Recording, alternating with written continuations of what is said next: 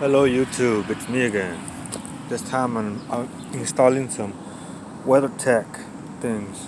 I don't know the name, but I'm installing them. First what you do is you shove this. This is only for Ford Taurus. It might be different for every type of vehicle. You shove it in this side first. Sorry for the shakiness. Then you twist this out a little bit. Saw that? Oh, I shoved it in. Then you shimmy it in. You little by little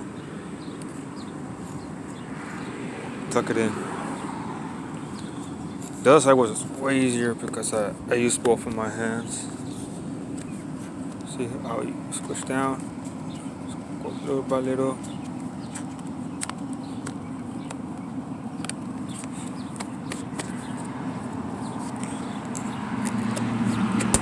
Oh, what was that?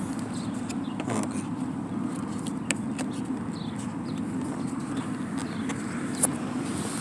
There it is. Let me show you the other side. I already installed this side.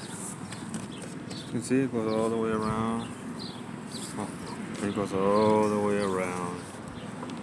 WeatherTech. This is the skinny one, so you can't really notice from far away. You can buy them online, or I ordered these from AutoZone. I think it'll be cheaper online. And that's all.